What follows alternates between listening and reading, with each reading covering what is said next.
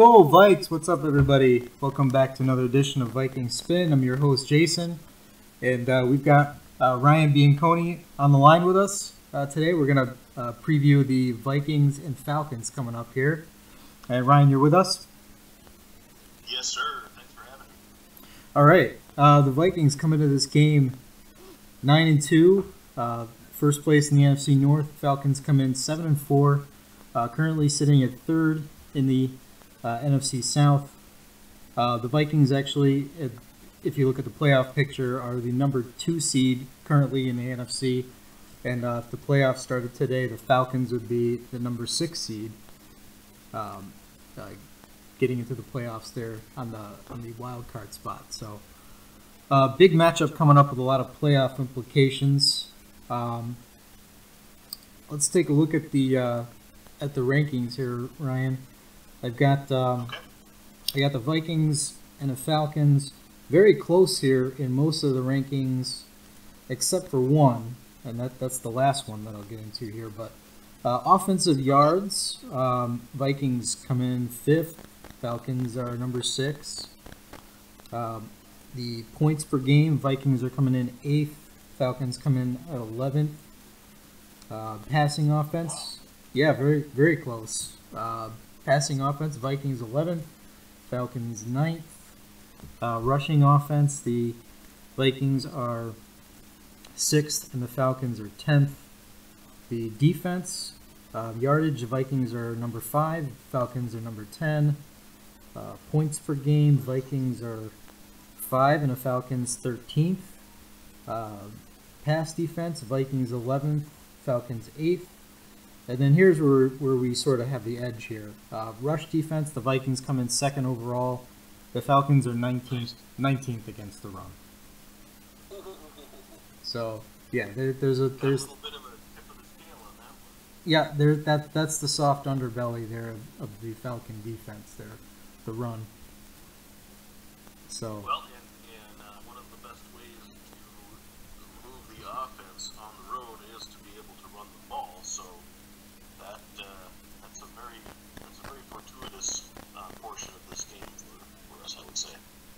Yeah, definitely. And I like the way we did it, against the Lions on Thanksgiving, especially to open the second half when we were just. Wasn't that something? Yeah, that was just great to see.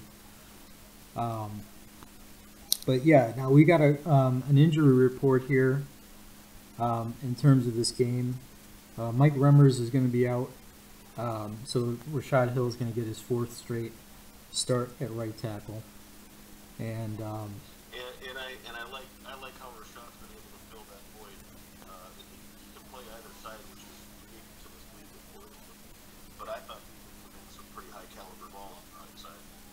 Yeah, absolutely. I'm very comfortable with Hill in the game. There's not really a drop off, so not too worried about that.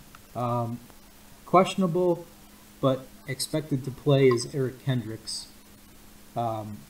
He was dealing with a hip, but he practiced, so Zimmer's pretty confident that he'll get to go. The Falcons have Desmond Trufant, their top cornerback, is going to miss the game, so that's going to. I think that. Yeah. I think that's going to be quite the factor into this game. Dan Quinn runs a pretty tight defense, and if you notice, like he runs the same defense that he was part of in Seattle, and to how Seattle does things, that defense is kind of inverted compared to how most coordinators run their schemes. I mean, it's built from the back to the front, where the back 7 is a little bit more important than the front 7. But the difference there between Atlanta and Seattle, of course, is that Atlanta actually has some talented pass rushers. Right. But yeah, I mean, a blow there, with Trufant being out, I compare it to to us if we were going without Rhodes. So that's their top guy. That's the exact comparison. Yeah. Absolutely. So that's gonna create a matchup somewhere, whether it's Diggs or Thielen. And let's see who else they have here. Well, they have Sean Weatherspoon, questionable. He's in a backup role at linebacker. Right. Poole, their nickel cornerback Poole, he was dealing with an injury this week and was limited in the last practice, but the coach said he's going to play. So, but yeah, what's his position? Nickel corner. Oh, he's a nickel. Yeah. And that brings me to these matchups. So, Poole is now he's a little nicked up, and he's 5'10", the nickel corner, and the Vikings have been putting Thielen in the slot quite a bit. So, okay. Another one of those games where there's a height advantage there for Thielen. Yes. And then they have Alford is the other starting corner, and C.J. Goodwin is the one that's going to be filling in for Trufant. Yeah, doesn't really. He's been the number 4 corner really. He's an outside corner. He's got some good size at 6'3", but he doesn't have a lot of experience playing. So we'll see how that shakes out. Don't they have a safety that was converted from cornerback at one point? Yeah, they do, and he did play some when Trufant went out last week. It'll be interesting to see, because I know Goodwin came in and played some. He got beat a little bit, and I think they started to lean on Ricardo Allen, the safety, and moved him down to corner, but then they had to bring in a backup safety. I mean, they beat Tampa Bay last week, but Fitzpatrick was able to move the ball on them. You know, it was Atlanta's offense really that won the game. Yeah, so you know, you're either going to have a less experienced guy, or you're going to have somebody sort of playing, you know, sort of out of position. I know he's played there before, but you know, you're going to have somebody coming in that's not going to be as experienced. In other words, too, it's not an optimal scenario for them in the defensive backfield. Right. Yeah, it's just not optimal. So I'm really liking that because of the way the Vikings move Thielen around. You know, they could put him in the slot. Sometimes he's outside. You know, who's going to cover Diggs is going to be a big question too. And let's think about this too, Jason. Diggs is due for a big game. He's been decent, and it's not like he's not making plays when his number's called. But I mean, most people would have expected Diggs to have the type of stats that Thielen's having right now. Yeah. Oh yeah. He is due for a big game, and I can see one of those big plays, kind of like what happened in the Washington game, where Keenum hit Diggs deep, and he did a double move on Josh Norman. So, and you know, Norman is no slouch. So I think Keenum will be looking his way in this one with Trufant out. Yeah, I think you're right on that one. You know, they've got some speed at linebacker with Deion Jones and Vic Beasley, but again, I keep coming back to this height thing because I do see the Vikings making some plays where these receivers are using their height, and Kyle Rudolph uses his height quite a bit. Rudolph is 6'6", right? Or is he 6'5"? 6'6", yeah. And 6'6", okay, that's what I thought, yeah. And Deion Jones is the cover linebacker at 6'1". And yeah, and then you've got now if they leave Ricardo Allen where he is at safety, he's 5'9", and Keanu Neal is 6 feet. So they really don't, you know, unless they were going to put a cornerback on him, but you know, they really don't have anybody that can match up to his size down there. So right. I think, and Keenum has been finding Rudolph lately in the last few weeks, and he's been making plays where he just goes up and gets it. So I'd look for some of that. Specifically on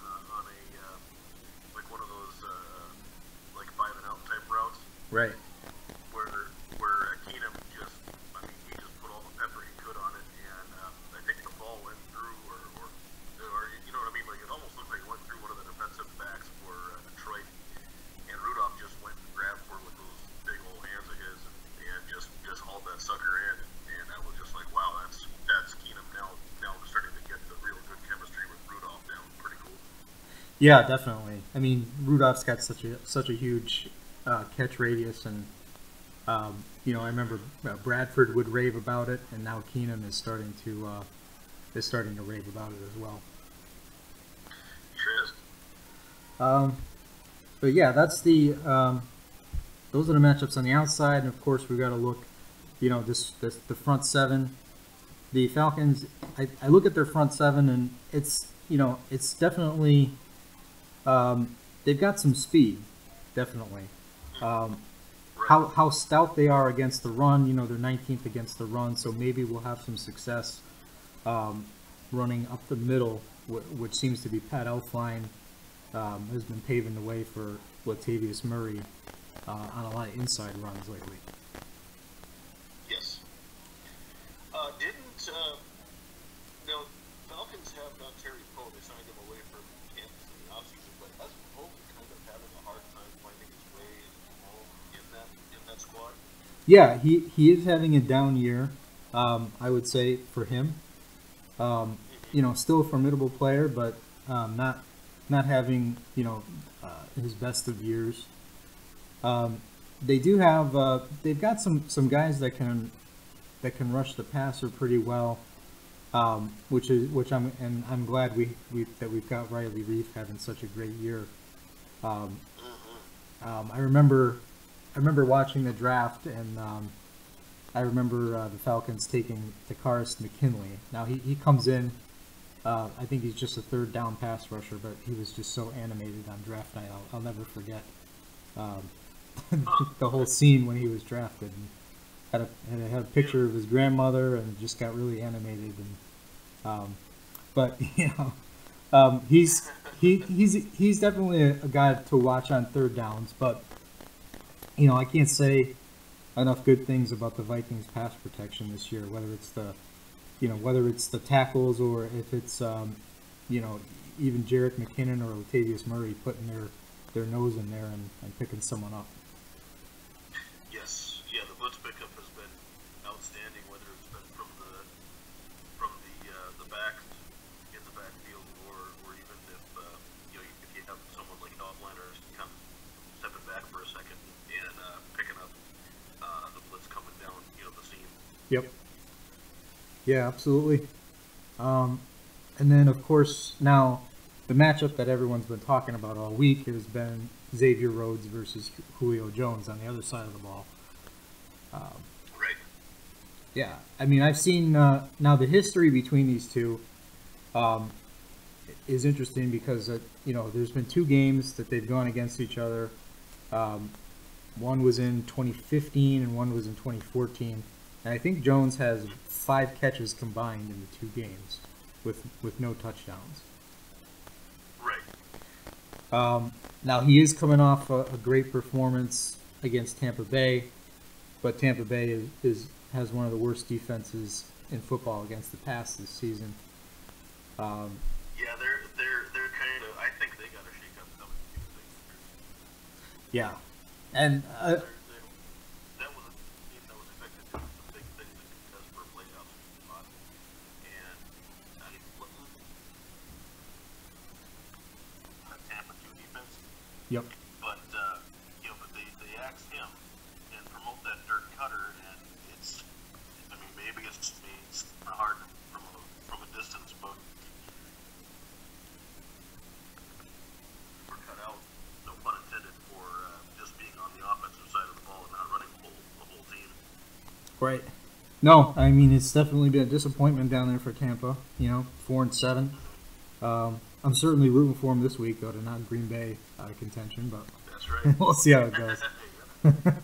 But yeah, this and another interesting stat about Julio Jones is now he's had a few of these games where he's gone for, you know, he's got 250 yards receiving in the game, and gets a whole lot of praise heaped on him, and then follows it up with a terrible game. That's what's happened to him in his history. I don't know if he gets burnt out from the previous performance, but somebody had they pointed that out on NFL Network. I thought that was interesting. Mm-hmm. Okay, good. Glad they did. One thing that was kind of interesting is that one of the shows on NFL Network actually had our record wrong. They said we were 8-3. We're certainly not. We're at 9-2, which is great. And a win this weekend puts us in the double-digit column for wins, which is something that just kind of hit me now. I think that's pretty neat, Yep. Especially at this point in the season. But it was a panel, and I couldn't think of who all was there, but I know Maurice Jones-Drew was one of them. And 3 out of the 4 guys picked Atlanta to win. And I just thought that was funny because it's like, whether we're home or we're in someone else's house, we keep getting picked against. And it all seems to come back to Keenum. But then you just read off the statistics, and correct me if I'm wrong, but didn't you say our passing offense is actually statistically higher than theirs? Oh, well, it's 11th, and the Falcons are 9th. So it's they're 9th. Okay, yeah. Okay, my bad. So, but it's not like they're miles ahead of us. No, and and interestingly, Case Keenum, he was just named the NFC Offensive Player of the Month. And I think they don't want to embrace him because they have a preconceived notion of him. As the guy who played for the Rams with Jeff Fisher, but that's just such a bad way to look at things because they're not looking at Jared Goff like that. I mean, Jared Goff was awful last year under Jeff Fisher. A lot worse than Keenum had played, and they're quick to embrace Jared Goff, because he was a first-round pick. I don't let it get to me because they really didn't give Adam Thielen any fanfare until very recently. They're very slow to embrace him.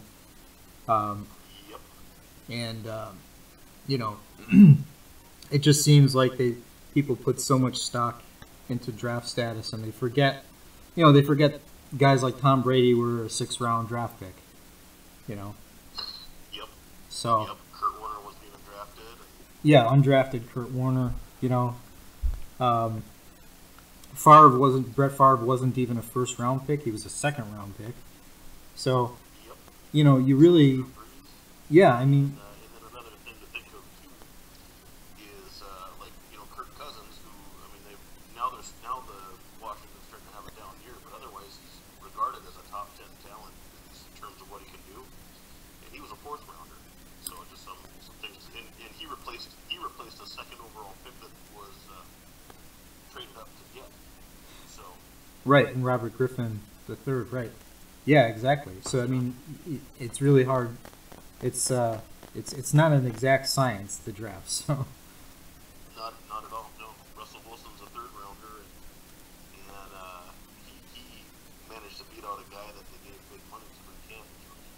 His rookie year now, mind you. Right. Yeah. No. Absolutely. And it's funny that you say that. Like, I see some guys. There's some people that on NFL Network that believe in the Vikings. Like Bucky Brooks is pretty pro Vikings, but the most anti-Vikings guy I've heard on there is probably Dave Damashek. I actually felt compelled to say something about it because it got so obnoxious. The way he has like this disdain for Case Keenum, and is just waiting for him to play terrible or I haven't, maybe I missed a week or two, but I haven't seen him pick the Vikings once this season to win a game. And Damashek, I used to like his stuff because he used to have like a segment on the NFL.com that was like a some other kind of title. It wasn't what if, but it was basically taking scenarios like, for example, like what if Andrew Luck would have come out the year ahead like he was intending to, Right. so that him and Cam Newton and Blaine Gabbert and all those guys would have been in the same draft. And then he outlines with these like kind of animation things, like what would have happened, and it was kind of neat, but it was just kind of funny how like he had certain teams always had success, and other teams like ours, for example, didn't. And from that point on, I always referred to him as the court jester of NFL Network and NFL.com. Right. And if you look, I mean, he's funny looking, he's funny sounding, and I think he just says what he says a lot of times because he's trying to get some kind of a troll kind of Vibe. reaction out of somebody somewhere. Yeah. Stay relevant too. Yeah, no, that's true. I think he's just playing contrarian to be a contrarian. I guess, they sometimes they just fall into these roles that, they know it's going to get people fired up, so they do it. But Right. Yep. Well, yeah, I mean, it was just amusing. Also, I believe, I could be wrong, but I think he's also a Steelers fan. Okay. You see a lot of like overt Steelers love out of him too, which gets a little bit obnoxious. And I mean, I got all the respect in the world for the Steelers franchise, but if you've ever paid attention, like a lot of times Steelers fans, 9 times out of 10, they're almost as bad as Packers fans. Like it doesn't matter what you say to them. Well, we got championship. We won 6 titles. Or like you always hear that out of the Steelers fans if you kind of to be winning an argument against them or something. Right. Yeah, no, I just noticed it just went a little overboard. I pretty much ignored him the whole year, but then the latest rant was just so bad, and it was just like, okay, I'm actually going to respond on Twitter to that one. So. Nice. Yeah. But in this, looking at the another aspect here of the Falcons offense is they're getting Devonta Freeman back this week. Hasn't played. Okay, I was wondering about that.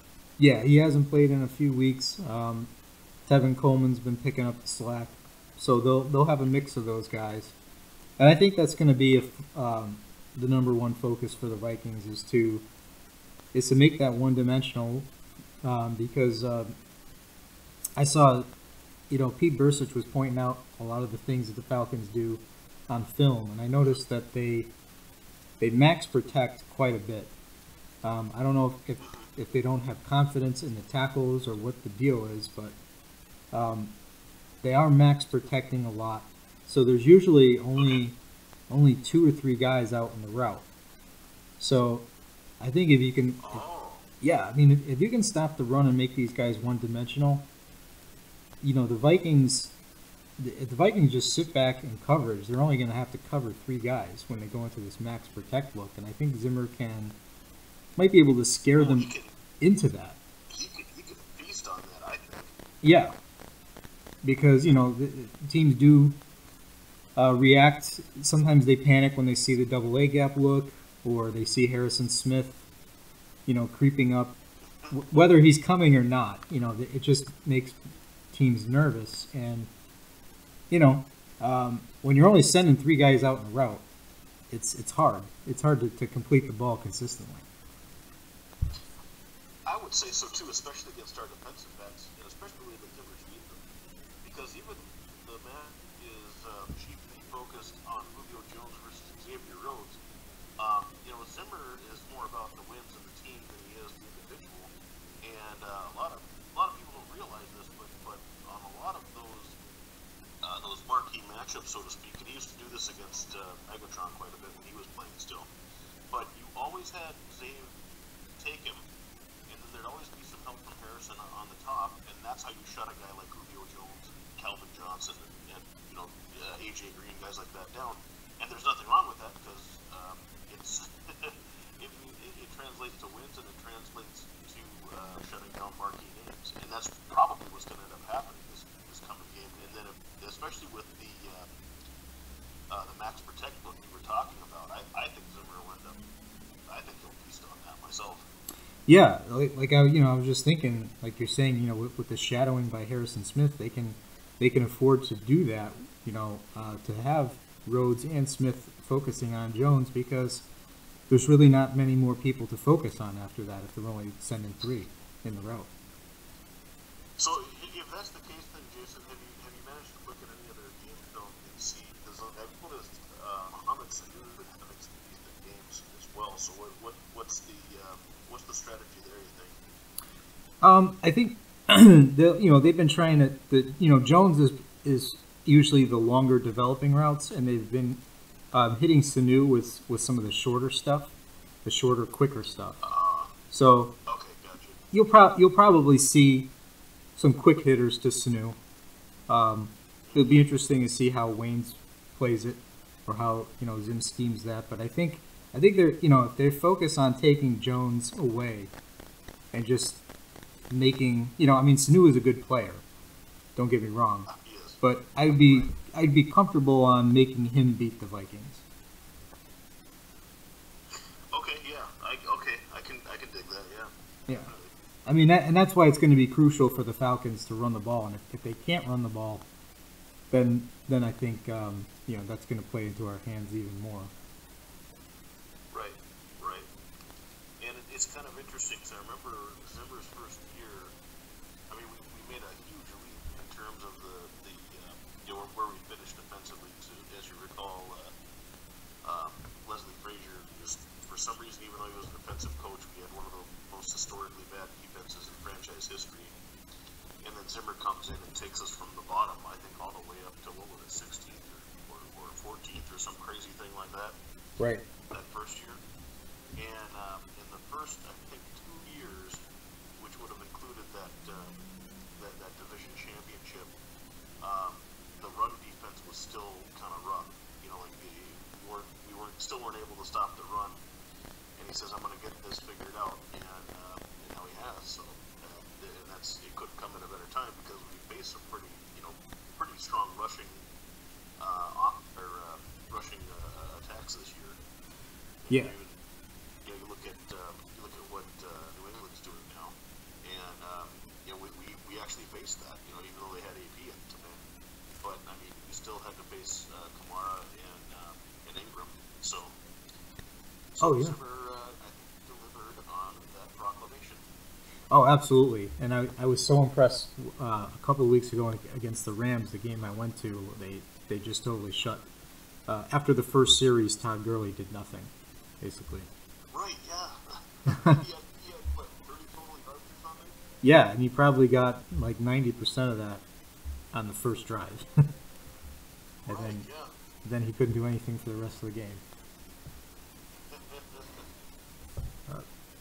that's, it's almost like like they kind of work the bugs out and they're like, oh, okay, this is what we got to do. Yeah, no, and I've noticed that too. I've noticed the Vikings have made the in-game adjustments, and that's just something that has kind of set this season apart from others that I've seen. Even in, this is probably the season where they've done the best job of that I've observed. If we're really honest with ourselves, Jason, we Yep. haven't had coaching staffs be able to do that probably since going back to Jerry Burns, because as much as we all love Denny Green, Denny Green was always so sure that his offense was going to just beat everybody out no matter who he had out there, and he was a damn good offensive coach. But I don't remember him being able to make the in-game adjustments like Zimmer and this coaching staff have been doing. Yeah, no, I agree with you. This has just been so refreshing to watch, and especially this season. Yeah, big time this season. And I'd rather be a second half team than a first half team any day. With you're keeping the first half relatively close. oh yeah, absolutely. And that's been the way this movie's been playing out lately. Special teams looks like they've got Matt Bryant. He was dealing with an injury to his back earlier this week, but he is going to play. He's been perfect on his PATs, and I think he's 21 for 24 on field goals. So he's he's having a pretty good year for the Falcons. Yeah, he's always been pretty talented for kicking. Yep. They've got former Lion Andre Roberts, who is handling the kick and punt return duties. Okay. And Bosher's the punter. Nothing really jumping out there, but Right. you know, it could play a role. It could play a role in this game. And you never know, too, Jason. I mean, and it's a tall order, so I'm of course playing best case scenario here, but it may come to a point where we might be able to trade field goals and touchdowns, because I've noticed that we've had a pretty good red zone defense this year. Right. And there's been times where, like, you get a guy makes a really big play, and they get down to the red zone, and then our defense manages to hold. Right. And make them settle for the field goal, and that might end up being what happens. Might end up being the difference in the game, because on the road you gotta score touchdowns, and our offense does that now, which has been like last year was kind of a lost year, but otherwise the 2 years prior, and then of course going back to the Ponder years, we really didn't have an offense that could score touchdowns. It was always field goal. Yeah, that's been another thing. Along with the adjustments is the dramatic improvement on red zone offense. Red zone defense is excellent as well, but yeah, I would agree. Our red zone offense is you could probably say it's the most improved aspect of the offense this season. We've really been punching it in. Yep. And one thing I do have to confess is last year, prior to the season start, when we hired Pat Shermer as tight ends coach, I never really remembered a Pat Shermer offense really scaring anybody, right? And I'm a big fan of the Eric Boreal system, so I didn't want to lose that offense. Right. So I was on record saying that it's not like Pat Shermer's going to come in and just kick butt. But then, of course, we had the offensive line get decimated by injuries last year, and yet Uncle Norv was still calling for 7 and 9 step drops, and it just wasn't working. Right. So I had to eat my hat a little bit on whether or not Norv was going to be there, but I never expected a Pat Shermer offense to look like this, and I couldn't be happier. He's doing what offensive what any kind of coach should be able to do, which is maximize the talent of what you got instead of trying to make everybody fit a system or a scheme. Right. And that is just, when you can find a coach who can pull that together, it is just a beautiful thing on the football field. Yeah, no, I agree. And for Norv, it's one thing when you have the personnel to do what you're trying to do, but yeah, I agree with the 7 and the 9 step drops, with all the offensive line injuries. It was like trying to to put a saddle on a cow, so to speak. So it just wasn't going to happen. I'm going to remember that one. That's a good one. Yeah, I mean, but now that Shermer, he had to sort of adjust last year. Didn't really get a chance to implement his full offensive scheme. It was kind of limited because of the offensive line. Had to really limit it to the quick passing game.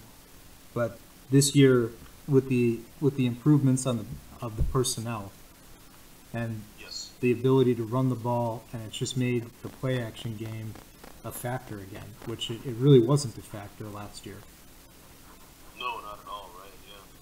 So. And I think too, like in Pat's case, just seeing him talk and his philosophy and stuff. I think one thing that he kind of learned after having gone through the whirlwind of being a coach in Cleveland, especially, but he seems to have adapted to not just it seems to me that he pulled a few things that he kind of picked up from running Norv's scheme, and just being smart as a coach. Yeah. Not just being single-minded or what have you. Yeah, the a lot of he even mentions the tempo stuff that he picked up from Chip Kelly when they were together in Philly. Yes. So, and that's been used by the Vikings at certain points. So it's really a mixture of different backgrounds, and it's great to see the creativity. I agree. Yeah, and I think that makes you a little less predictable too when you're not just one discipline. Yep. And I mean, in this game, I would say establishing the run and then being able to exploit the play action with the matchup. With them missing True Font, maybe you get Diggs one-on-one. Maybe they decide to bracket Thielen. You could get a big play there. That's what I keep wondering about too. Is when are we going to see like Thielen kind of get double team and then see if Diggs can capitalize? Because I mean that's just one. I mean it's just a fact. I mean and I would never take anything away from Thielen, but you got defenses that are kind of keying on Diggs a little bit, Mm-hmm. and then he just cleans up and that's how you do it. That's how you make the money. Yeah, I mean it's tough because a defense kind of has to. You kind of have to pick your poison, and I guess they try not to overextend themselves on one guy. But but then you're just leaving. Now you got two great receivers one-on-one. Maybe you do have to take your chances and try to double one, but they haven't really done it as of yet. Right. And then defensively, obviously. It's been a point of emphasis all year, and it's been a winning formula. Stop the run and make them one-dimensional. Play coverage on third downs against this max protect look could be successful. Yeah, and if that matchup favors us, it could be a long day for Atlanta. But the only thing that's going to be helping them is that we're on the road and they are at home. So hopefully we can get those matchups exploited quick and jump out a couple scores right away to really set the pace. Yep. Yeah, definitely. And I think Matt Ryan's a excellent quarterback, but he is one that if you can rattle him a little bit, he's done. And he's probably going to be facing the most gifted pass rush that he's going to see all season coming up here. Yeah, and I think in his last two outings against Mike Zimmer, he's thrown at least. I know he had at least one interception in the 2014 game. I was at that one when the Vikings were they were playing outside, and you went to was that one at TCF? That was at TCF. Yep. Okay. Yep. And he threw a pick to Harrison Smith in that game, I remember. That's right. Yep. And then in the 2015 game, I believe Terrence Newman had two interceptions in the one game of Matt Ryan. Nice. So, cool. yeah. So there's some history there. And then just I guess to close out our segment here. Keenum, player of the month. He's getting some love here. He got a standing ovation at the Timberwolves game, and articles are popping up on on the speculation of what's going to happen with his contract situation heading into next year. Do you have any thoughts on that? Well, I think, unless he starts throwing for maybe 3 or 4 touchdowns each of the next 5 games, Mm-hmm. and then pretty much makes it so they have to re-sign him, I think it's still going to be an off-season type of thing because while the Vikings did draft Teddy Bridgewater with the first-round pick, they didn't pick up his 5th-year option last year. Right. Sam Bradford was acquired for a first-round pick. Right. So you'd like to think that they'd like to make good on some of those investments, but in Keenum's case, he's showing he can ball with this team, and I don't see a offseason. Only caveat I'm going to give is unless he just suddenly just completely uncorks it. He's already playing damn well. But Right. If he completely starts playing just even more outstanding football, where like now it's like everybody and their grandma has to pay attention to him, then he just may get like a 3-year extension or something, because he is going to be 30 soon. Yeah, and I think about that situation, and it's like, and then you got to think about if you're his camp, maybe his camp, does he want to cash in now, if that were possible, or does he want to wait until the off season and see if his side is in a more favorable negotiating spot or not? It'd be really interesting how it plays out. Well, yeah, and unfortunately, though, I think his leverage on his camp isn't great because of his previous performances. I think coming into this season, I don't think he had 30 starts, or I think he only had 27 starts or something. Right. But had played in 34 games or something like that. Yep. So, and like I said, he's about to be 30. So it's not like he has a massive body of work that would lend itself to a big payout yet. Right. Because we've seen where, like, there's sometimes anomalies.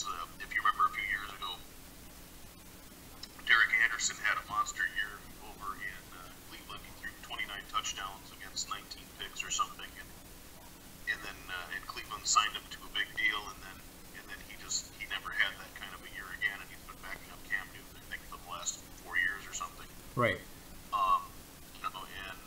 And then we Vikings, Randall Cunningham steps in with I think after the 4th game or something of 98, lights it all up pieces, and then the next year he was an absolute dud. Right. So I think there is some apprehension there just because of his previous body of work not being excellent, but he is kind of, if you think about it, he's in the driver's seat to his own destiny. You know what I mean? Because as long as he keeps playing well, he's going to get paid. Yeah. Oh yeah, no doubt. But yeah, I mean, it's interesting to think about the things that you've said there, and the Ryan, also the recent Ryan Fitzpatrick situation. That's probably one that sticks out where and the Jets eventually paid him. They kind of met him in the middle of what he wanted to get paid, but I think they only committed to 1 year. He was thinking about retiring before 2 years ago or something like that, right? Yeah. But Yeah, it's. and then if you remember too, like previous to that, Buffalo signed him to a big ass deal, and that bit them in the rear end also. Yeah, so I mean, I guess you got to be careful. But I think I look at the way he plays, and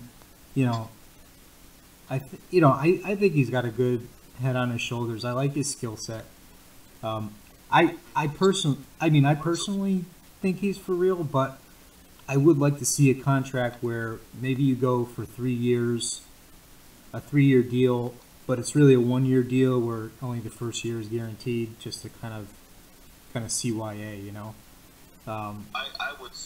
sign a deal like that all day long, because whether you keep Teddy or you try to get a new quarterback in there in the offseason, through the draft, because this is supposed to be one of the best draft classes for quarterbacks in a long time.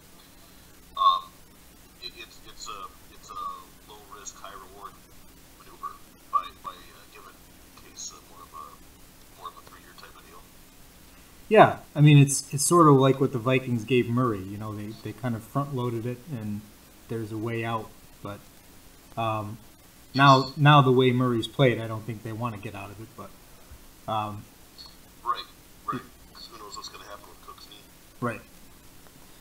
But yeah, just wanted to get your thoughts on that. Should be interesting to see what happens down the stretch with that. But the most important thing, I guess, is just go week by week. Just focus on the opponent, and that stuff will work itself out naturally.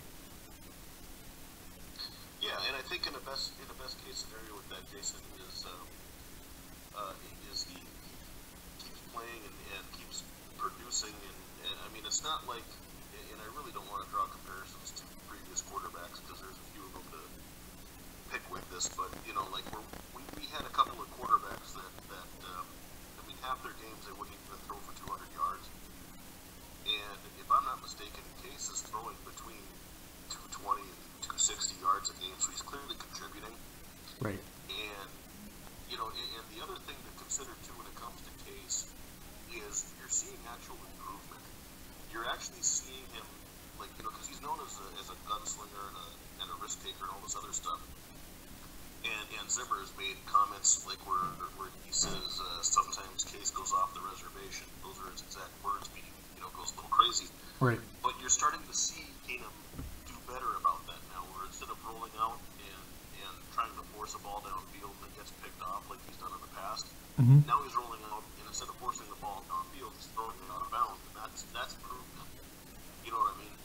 That's something a lot of people overlook. It was kind of like the Sam tractor or something, but we were actually seeing Keenum start to move around the pocket now. Right. So you can't just kind of sit there and say, well, 30 years old, the quarterback is who he is and all this other stuff. And it's like, if you see actual improvement in actual parts of their game that was holding them back change, that's reason to believe that going forward, you're going to see more of that and not less. Oh, right. And, and there's been examples, there's, Kurt Warner, there's been Rich Gannon, who, the light came on a little bit later, but it came on. So. Very much so. But yeah, let's hope that happens and see where that takes us. But yeah, that's about all I have for today. But thanks so much, Ryan, for joining me. Thanks for inviting me, man. Always a good time. All right, we'll see you next time, and thank everyone else as well for tuning in to another edition of Viking Spin. And we'll catch you on the post game. Take care.